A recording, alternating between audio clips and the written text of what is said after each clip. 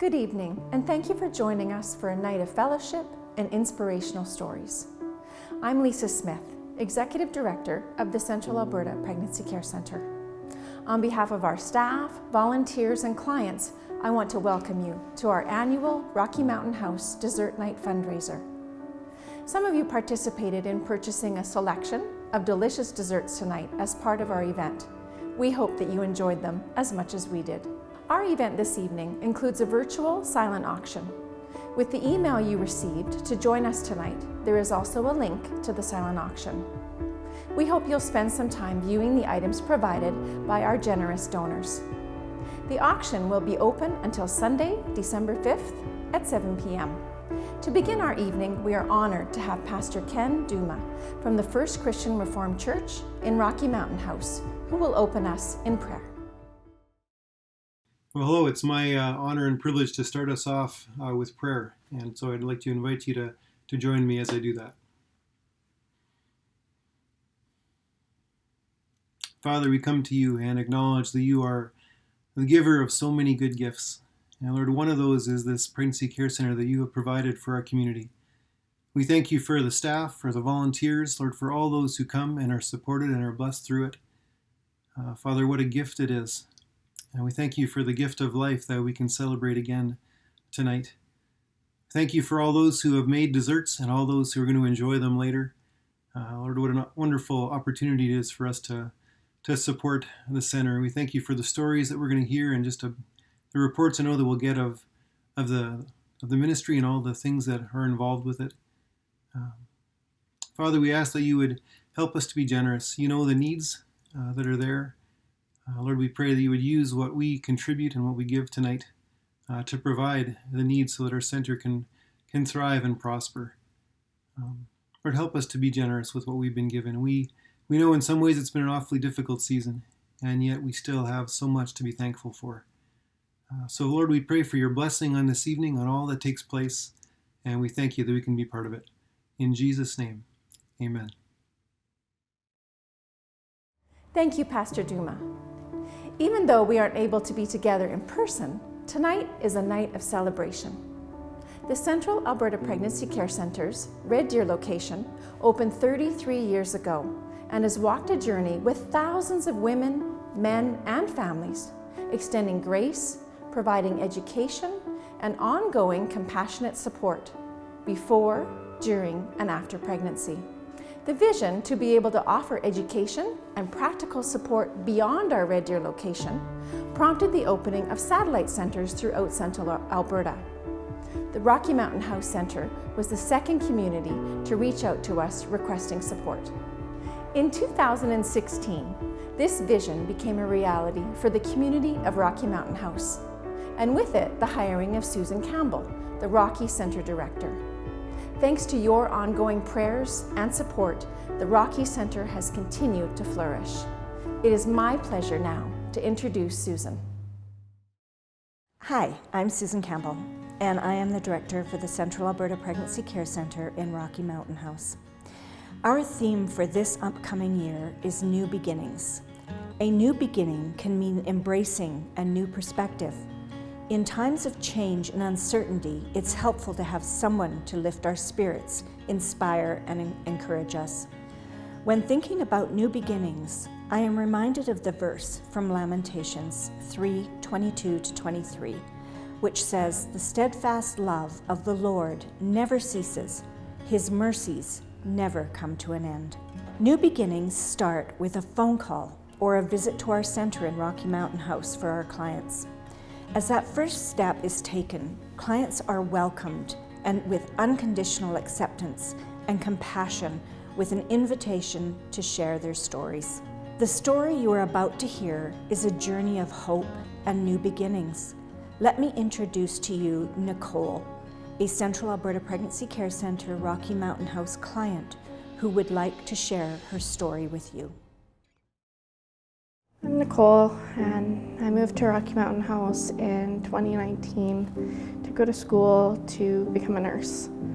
Went to Red Deer College in our little satellite facility, and my boyfriend and I had moved out together. We had lived there for 2 years. We've been together for 4 at this point in time.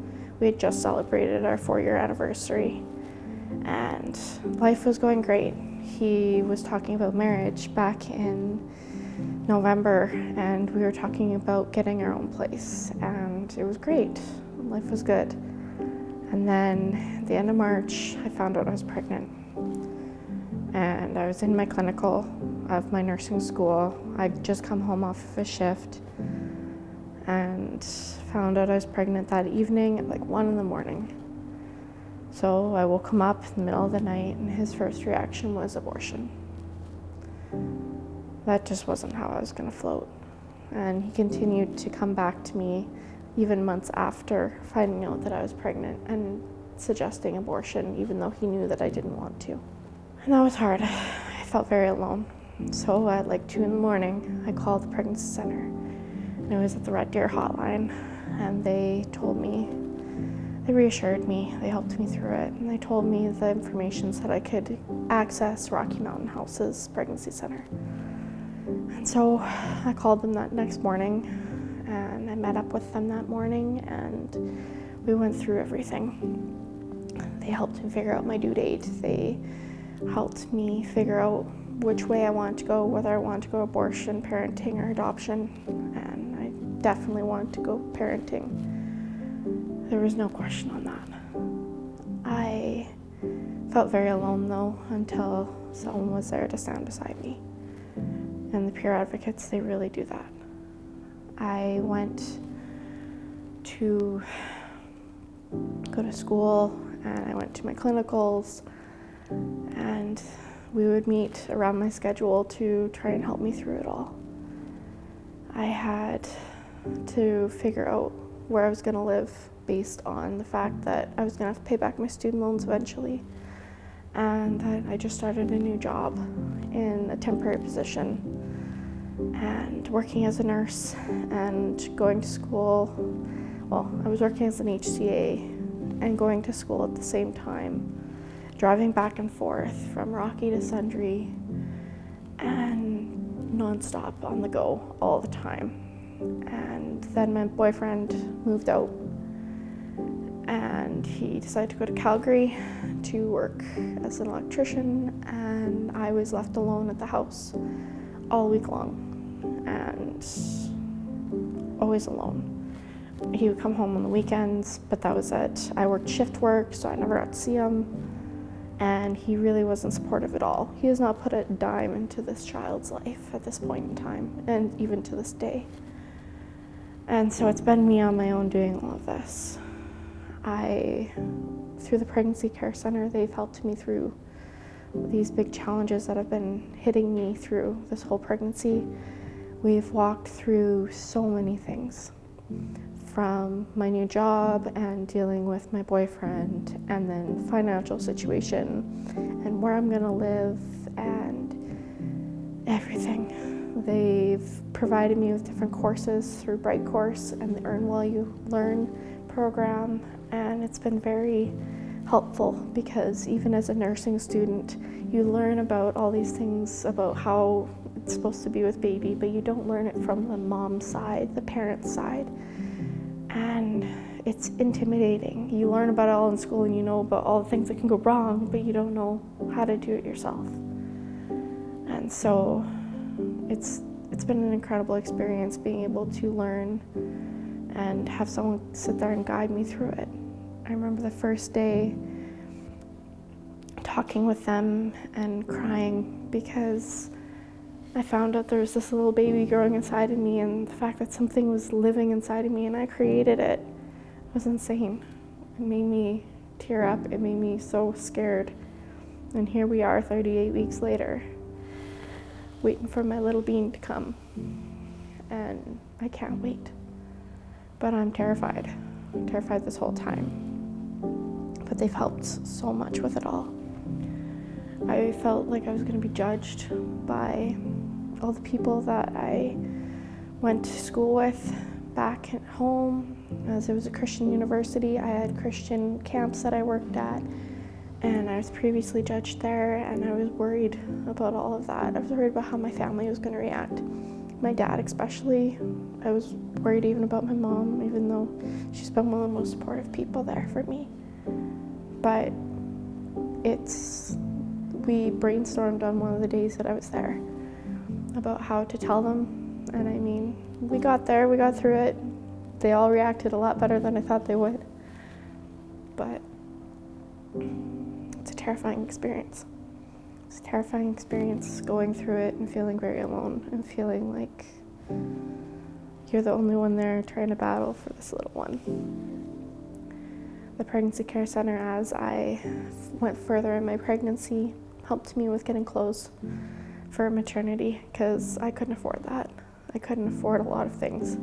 That was one of them. And so they got me clothes, they helped me with baby supplies, and they helped me guide myself through the journey of becoming a new parent and starting this new beginning. And the new beginning of becoming a parent and having this little baby that's depending on me for everything.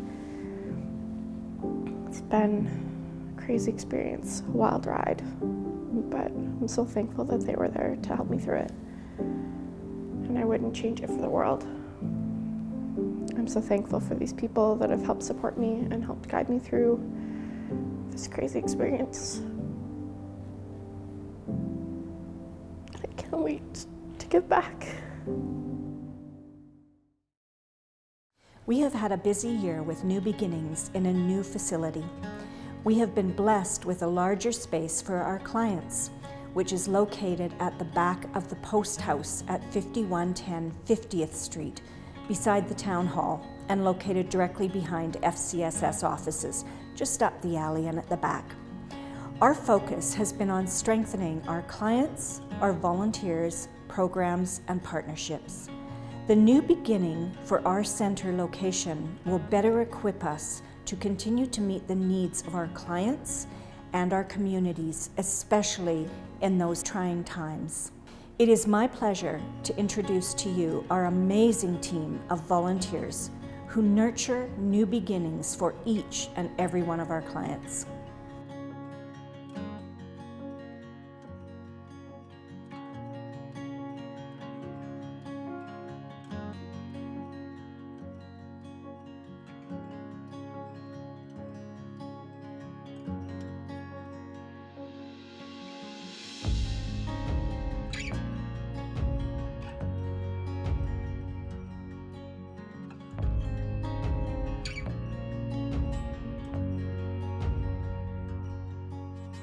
After introducing our team of volunteers, I just have a couple of takeaways that I want to share with you from our volunteers. So if you'll allow me, I'm just going to read them to you. When I first thought I would like to volunteer at the Central Alberta Pregnancy Care Center, I thought, how hard can it be? Then I went for an interview with the Client Services Director and felt I wasn't prepared to be able to do this work, and I backed out. However, I still had a heart to help, so I joined the Rocky Mountain House Center annual fundraising dessert night committee as a volunteer. Later on, I still felt nudged to help more, so with much trepidation, I signed up for the volunteer training through our Rocky Mountain House office and learned so much more about this ministry. I found my place helping with their administration work. The ladies I work with are awesome, to say the least. They meet with their clients with open hearts and no judgment, ready to walk alongside, building relationships and listening to the many heartbreaking stories and struggles of the men and women and families who come to the center for help. The second one is coming alongside our clients is what the volunteers and staff at the Pregnancy Care Center do best. Our clients are all so unique and many situations can be complex. But because I truly believe that love never fails, I always hold on to hope for a brighter future for each and every person who steps through our doors. It is a privilege for me to watch our clients' lives impacted by what I get to do. Firstly, I would give all the glory to God for His amazing work in our centers and for all the amazing people that surround me. Secondly, I also cannot neglect to give an honorable mention to the many women, men, and families that even take those first humble steps to find help here in their times of need, who bravely share their fears and their trials. I myself am truly changed for the better because our clients are changed for the better. It's always a win-win when together we choose to go the distance. I thank my client advocates for sharing a little piece of how they feel. Thank you. The Central Alberta Pregnancy Care Centre provides programs to empower individuals and their families seeking pregnancy-related resources by delivering accurate information to those facing an unexpected pregnancy, offering support and healing to those affected by a pregnancy loss or abortion, educating about healthy relationships, positive parenting, and life skills development for men and women, providing a nurturing maternity home, and connecting clients with community resources. As community partners, we are careful not to duplicate programs already being provided in Rocky Mountain House. It's a blessing to work with our community partners to deliver the necessary information, the love, and support to those in need. I want you all to meet someone special for our center, Renee. She has worked so very hard on her path to healing and completed her volunteer training this last year. Her journey started when she came to volunteer, and through healing and love has found a new beginning as part of our volunteer team. Renee.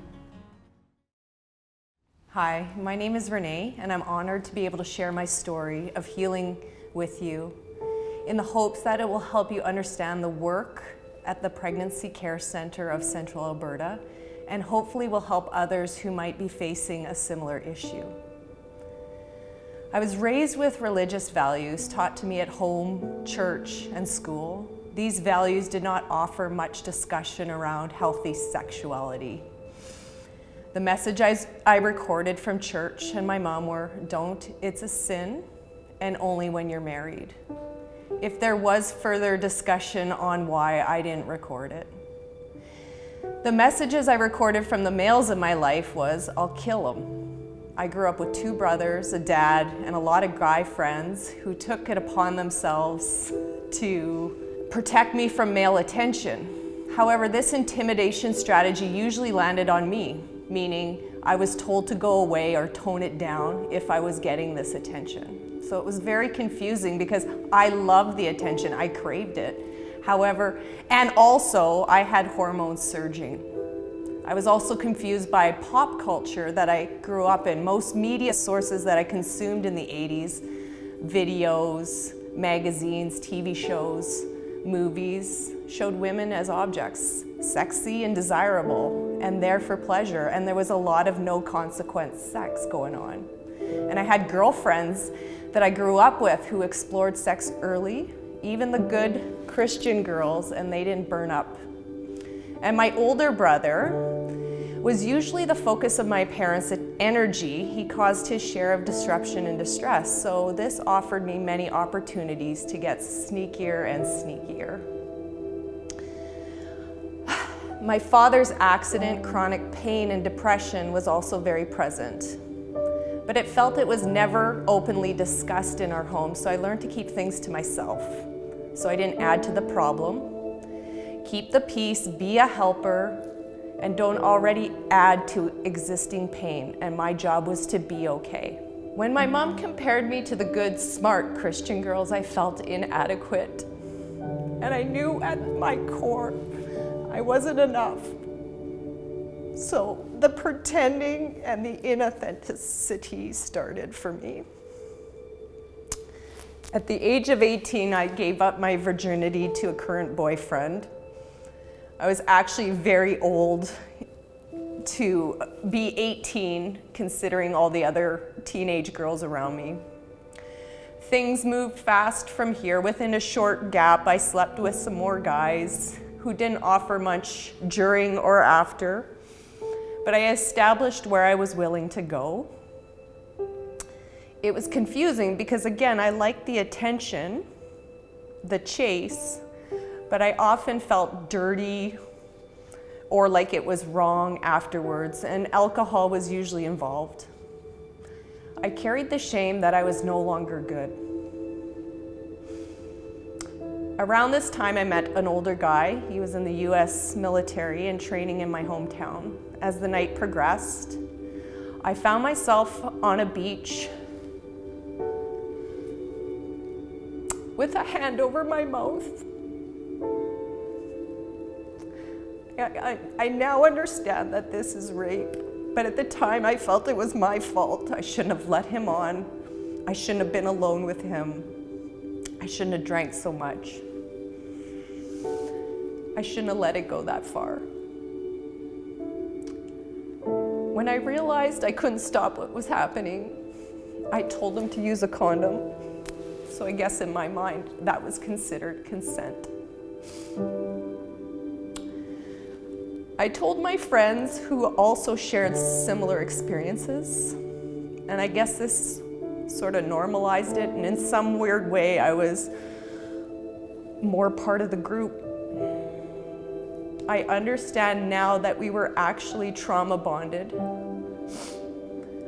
We had no one to talk to but each other. We had no tools, and so we just kept each other's secrets. By the end of that summer, I was off to Red Deer College with a whole new level of freedom. No more parent rules, no more consequences, no more sneaking, no more having to pretend. So this was the perfect storm. Freedom mixed with weak boundaries, a weak sense of who I was, and this growing shame. So things unraveled quickly. I reconnected with a guy I met at high school basketball tournaments. Things moved quickly. Alcohol, partying, and skipping school were things that we had in common. We pulled each other down really fast. I started college in September, and I believe I was pregnant by mid-November. I don't remember many details of the pregnancy test or appointments or anything, but I do remember being riddled with fear of rejection, fear of punishment, riddled with the sense of being so overwhelmed. What about my future? What about all the expectations on me? Riddled with judgment. I couldn't be a problem. I didn't want my family to be judged. I didn't want to disgrace them. Riddled with shame. I was already feeling bad, dirty, and ruined. My dad came to visit me in Red Deer as he was passing through and was suspicious of me of staying at my boyfriend's house. I remember him saying, "I'll beat him with a bat." At this point, I already knew I was pregnant, and this was the nail in the decision. There was no options. I solidified my decision by getting extremely wasted. My boyfriend and I took a jar of loose coins to Calgary. We used these coins to get a hotel room and food, and we drove to the hospital early in the morning and navigated the hallways. I remember a large waiting room with all kinds of women, old, young, alone, with friends, some with husbands. Some were crying, some were chatty, some were vacant. We all just sat there waiting for our turn. I was one of the vacant ones. I got up to go to the bathroom, and I remember just throwing up all over my white sweater.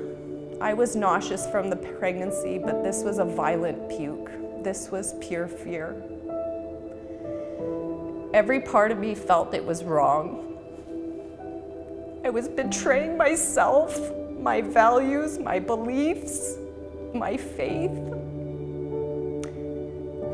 I blocked everything out. What happened next, I do not remember. But I do remember a nurse asking me what I planned to use for birth control. I said I was going to abstain from sex, hoping to return to these religious roots. And she responded, "I will see you again." I agreed to take the birth control pill. But in my young mind, I honestly believed I was going to turn my life around. I just had to. I didn't take the pills. We abstained for a short while, but we broke up because we were so devastated and we didn't talk about it. He was kicked out of college. I was placed on academic probation. I wasn't even attending class anymore. I felt completely broken. The secrets were making me sicker and sicker. One night I met up with a friend from my hometown, and he was at Red Deer College also, and he invited me out to a hockey game. A friendship started. Soon into our friendship, I told him about my abortion secret, and he wasn't disgusted by me, so I grasped onto him. Our relationship moved from friendship to romantic pretty quickly, and I was pregnant by August, as predicted by the nurse not even a year prior. I don't remember if it was that day or the next day, but I impulsively ran downstairs after this pregnancy test and told my parents I couldn't have another abortion, and I knew if I told them they would take that option away. The news was met with yelling and anger and rapid fire questions, and the weeks that followed were super stressful. I was determined to go back to college. I just had a new focus to make things right. I was motivated to do and be good. My baby's father and I got an apartment back in Red Deer with another guy from our hometown and returned for the fall semester. His family was disappointed somewhat, but excited and welcomed the pregnancy. His experience was completely different than mine. My father was barely talking to me, and I internalized this as rejection. Within 3 months of being in that apartment, I moved out. We were fighting a lot, and the stress of the situation exposed our worst sides. I was resentful of his life. He was still able to party, and nothing had changed for him. I began exploring adoption and was very interested in open adoption. On my dorm room bed, I went through stacks of files filled with parents looking to adopt. These couples had financial stability, 2-parent loving home, and were desperate to just add a child to their lives. I met one of the couples and I went to their house, had supper with them, and even saw the baby room they had prepared. I was certain that they were going to be the ones. The father of my child and his family were adamantly against adoption. His mom even took me out for coffee and offered to raise the baby herself if I would just give it to her.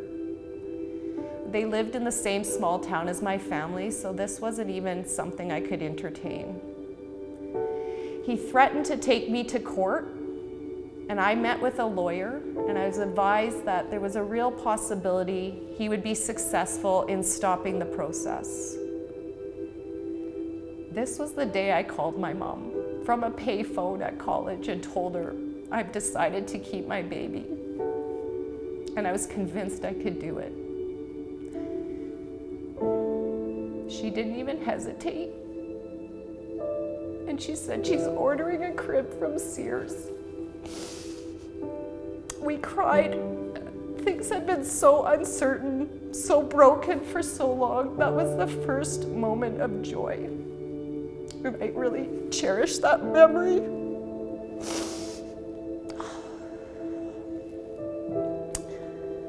Life as a single parent was very challenging, and I received tremendous help from my family. My mom and dad helped me raise my daughter. They watched her during the week while I was in university, and I drove home on the weekends. They did this up and until I was set up to have her with me full time. I was thriving in school and doing all right as a mom, but I was still struggling with my self-worth. When I didn't have my daughter, the drinking continued, and so did the one-night stands. I let men use me, and I used them. I used the morning after pill many times. I even asked a friend to get me a prescription because I was too embarrassed to go back to the same walk-in clinic because I had been there so often. I will always wonder why no one ever took time to ask me some questions and asked what was going on for me or link me to any resources.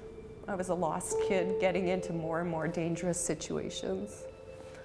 I was often met with vacant, blaming eyes with quick band-aids. I fell through the cracks.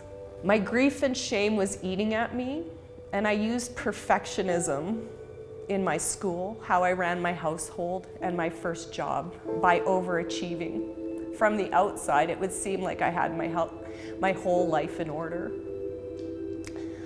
I was overly fixated on my appearance because I tied my worth to how I looked. I controlled my body with dieting and over-exercising, but in the shadows, I was doing harm. I was binge eating and picking at my face, and the negative voice in my head was relentless. It was constantly punishing me and holding me hostage.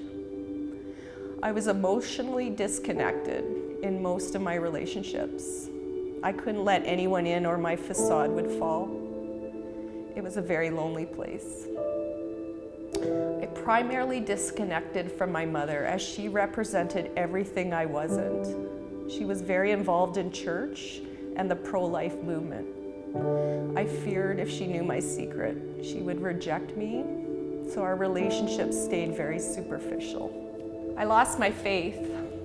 I attempted to pray here and there, and going to church was very traumatic because I had to pass a tombstone that was placed there as a dedication to all the unborn babies of abortion. I couldn't even look at this. Going to church was a reminder of what a murderous monster I was and how fake I had become. I severed my relationship with God. Not that I didn't believe, I just felt unforgivable. I was so lost in my pain that I wasn't emotionally available for my daughter all the time. She got my misdirected anger, my controlling criticisms and judgments, because I needed her to keep up the game of being okay. She picked up what was being modeled, and for this I'm very regretful. When my daughter was 4 years old, I found myself pregnant again. My irresponsible use of the morning after pill did not work. Within weeks, I felt the known sensations of pregnancy. I don't remember the test, the doctor, or any of the steps that followed. I just knew I couldn't be a single parent of two. The shame of having two different baby daddies or the thought of adding further pain to my family was too much. And I had just worked so hard to create some normalcy in my life, for order in my daughter's life. There was just no way. So without hesitation, I grasped for what I knew, the quick relief of taking care of it. I made some empty commitments to try to be better, but I still had no tools or resources to show me how. I shut off completely this day. The lights in my eyes went completely out.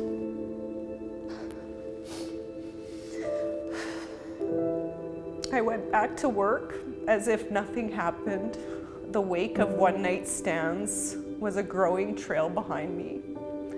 Another abortion at 35.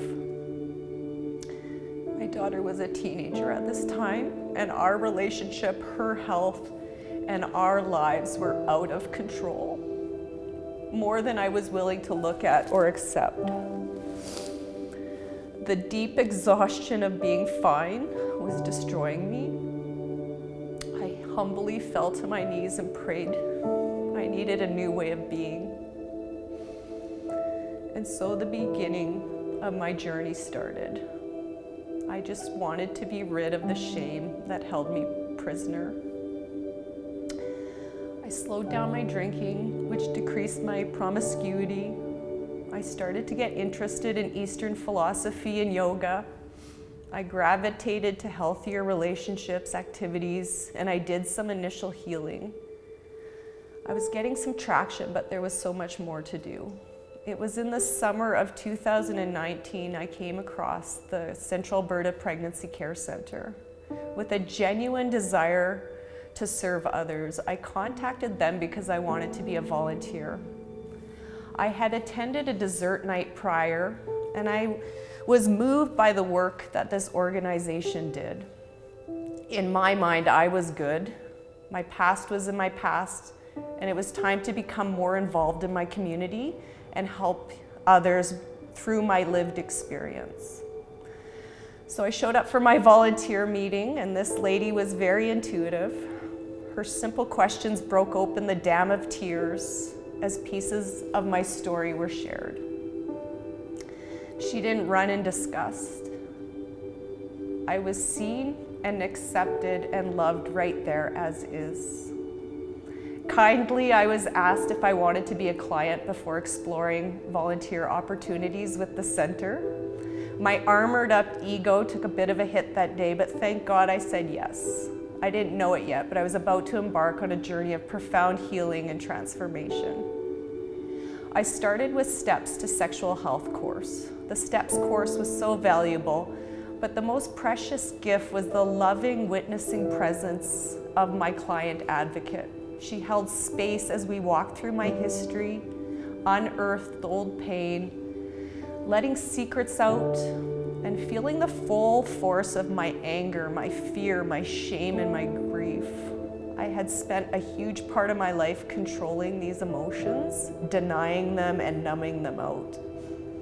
The lies, the secrets, the separation really warped my life, my personality, my psychology. The only way through was facing the truth, and there was no way to bypass this. I had to dig in and excavate, and in doing so, the truth was starting to set me free. Each week I gained insight into my own story, how I played out old, unprocessed trauma from my initial rape. I was finally able to call it what it was. It was rape. I finally accepted it wasn't my fault, but it was now my responsibility to heal. I discovered that the coping mechanisms that I used were my attempts at protecting myself, and it wasn't just a character defect. I learned how the shame had corroded my heart and prevented all my past efforts and promises to just get right. Compassion for that young girl was the antidote, and I began the process of forgiving her. I learned about boundaries and what healthy sexuality could be, but I wasn't done yet. I attended the post-abortion support group, where I journeyed into the deepest sorrows, the hidden complex grief of abortion. When I was told by the facilitator at the beginning of this journey that peace and joy were possible for my life and that I could heal from abortion, I didn't believe her. But I just kept coming back each week, committed to the work. I learned the rushed decision to abort the first time had torn me out of my roots, and this led to this repeating cycle. It was surprising to learn that much of what I went through and how I responded was common amongst women who had an abortion experience. With the love and the support of my post-abortion support group, I was able to think about my unborn babies, to dignify them, to honor them, to acknowledge their existence, to ask for their forgiveness, and to feel their loss and grieve them at a grave site that I created. I do feel more peace and joy more often now, and I'm committed to live in a way for my unborn babies to be proud of me until we get to hold each other again.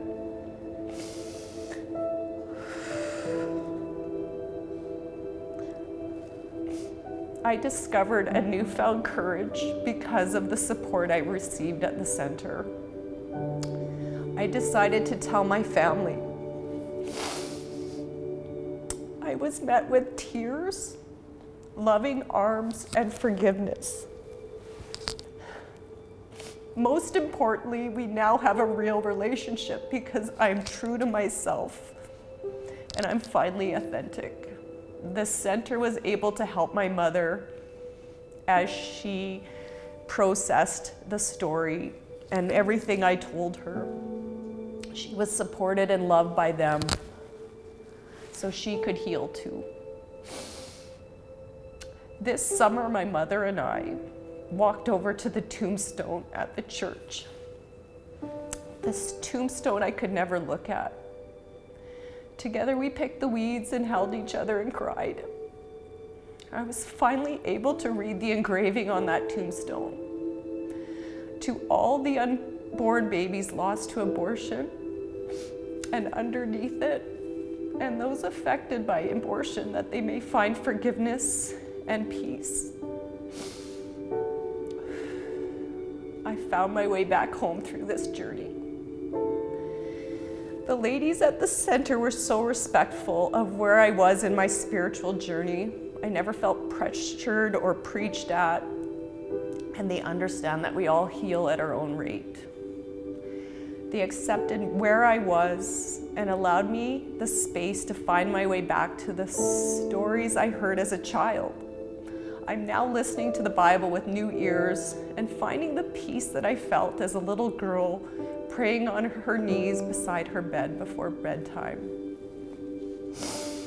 With humility and grace, I'm still learning, growing, and finding my way. I have found forgiveness for myself, and I know that I'm forgiven by God. In an unplanned pregnancy, no choice is easy. Abortion, adoption, single parenting are all life-altering. What we need in these overwhelming circumstances is just time to slow things down, to think things through with a non-judgmental, loving ear. And this is what the center does. I have experienced a new beginning. I am proud to say that I am now a volunteer at the center. I serve as a abortion support facilitator. And my hopes are, with sharing my story today, is to use my life, my experience, to help heal and inspire others, to be a lighthouse for those who find themselves scared and lost, to extend my hand into the deep, dark abyss and shout out to a lost soul, just grab my hand.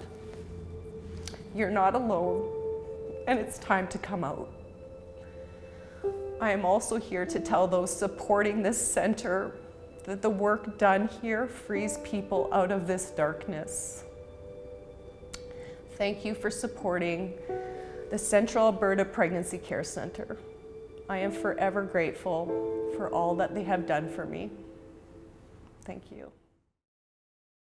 I just want to thank Renee and Nicole for their stories and for having the courage to step forward and be so authentic, to be able to share with you some of the most painful memories and journeys. So I just want you all to join with me and just saying how amazing these two women were and how courageous they were to share with you tonight. Thank you both. Your financial support translates into the ability to deliver accurate information to those facing an unexpected pregnancy. It means that clients receive help and healing when affected by a pregnancy loss or abortion. It allows our clients to receive positive parenting, life skills development, and healthy relationship education. Will you partner with us to bring new beginnings? We can't help them without you. When you give, you are joining a community committed to making a difference in the lives of individuals and families in Rocky Mountain House and our surrounding communities. Please join us in helping change lives and nurture new beginnings together. Here's how you can give. Visit our website at pregnancycare.ca. Click on the donate button and follow the instructions. We'd love to hear from you as you make your donation. Call our Red Deer Center Monday through Thursday during regular business hours to provide a credit card number. or send us an e-transfer using the email address accounting@pregnancycare.ca. I'd like to say a thank you to our major sponsors, Remax in Rocky Mountain House, and an anonymous donor. For those of you who would like to continue our conversation, please join me for a live Zoom event following this video. This interactive time will include question and answer period. You will find the Zoom link included in the email you received for tonight's virtual event. Thank you so much for taking the time to join us tonight. And don't forget about our silent auction. Remember to check back often on your auction bids. The auction closes on Sunday, December 5th at 7 p.m. sharp, so make sure to get that winning bid entered. Your financial support, commitment to prayer, and your gift of time are what equips our Rocky Mountain House Center to be able to serve the men and women and families in need of pregnancy-related resources. Tonight, our goal is to raise $15,000. I'd like to wish you all good night and a blessing to you all. Thank you.